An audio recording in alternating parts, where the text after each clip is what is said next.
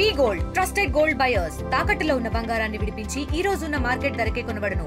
మరిన్ని వివరాలకు సంప్రదించండి 7710 communist party Marxist CPM Warangal నగర కమిటీ ఆధ్వర్యంలో దాదాపు 10 రోజుల పాటు వరంగల్ నగరంలోని సమస్యల పరిష్కారం కోరుతూ సర్వే చేయడం జరిగింది. ఈ సమస్యలన్నీ కూడా గతంలో అధికారుల దృష్టికి తీసుకొచ్చాము. కానీ అధికారులు పరిష్కరించని పక్షాన ఇంటింటికి తిరిగి వాడవాడల్లో ఉన్న సమస్యలు ఏంటి అని చెప్పేసి సిపిఎం పార్టీ బృందాలు ప్రజల్ని అడగడం జరిగింది. ప్రజలు తీవ్రమైన మంచినీటి సమస్యను ఎదుర్కొంటున్నామని, అలాగే అండర్ డ్రైనేజ్ వ్యవస్థ అస్తావ్యస్తంగా ఉన్నందువల్ల మొత్తం ఇళ్లలోకి నీరు వస్తూ ఉన్న పరిస్థితి ఉన్నది.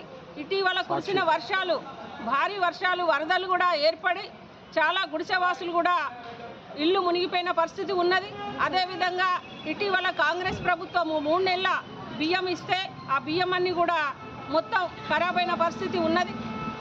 అట్లాగే రోడ్లు, డ్రైనేజీ వ్యవస్థ అస్తావ్యస్తంగా ఉన్నందువల్ల ఇవాళ కనీసం ప్రజలు నడిచే స్థితిలో కూడా లేని పరిస్థితి ఉన్నది.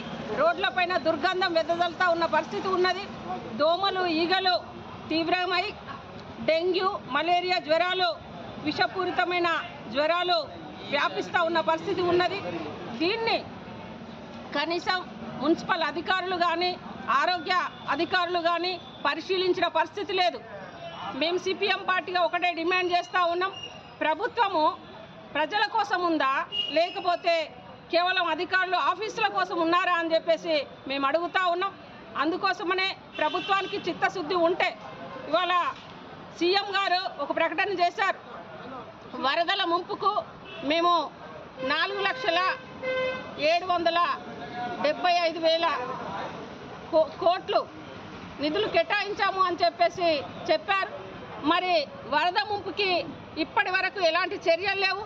ఆ ప్రజలకి ఒక పైసా కూడా ఇప్పటి వరకు చేరిన పరిస్థితి లేదు. అందుకోసమనే ఈ నగరంలో ఉన్న 30 వార్డులలో వరద ముంపు చాలా తీవ్ర ఉధృతి ఉన్నది. అందుకోసమనే ప్రభుత్వం వెచ్చించిన ఈ డబ్బులను ఆ పేదలకు అందేలాగా చర్యలు చేపట్టాలని, అట్లాగే గుడిసెవాసులకు పట్టాలు ఇవ్వాలని చెప్పేసి, అదేవిధంగా కిలా వరంగల్లో రోడ్ల సమస్య చాలా తీవ్రంగా ఉన్నది, ఆ సమస్యను పరిష్కరించాలని, బరల్ గ్రౌండ్ ప్రాంతంలో కనీసం అక్కడ రోడ్డు లేదు, విద్యుత్తు లేదు, అదేవిధంగా బొంద పెట్టడం కోసం వచ్చిన ప్రజలకి కనీసం మంచినీరు కూడా లేని పరిస్థితి ఉన్నది.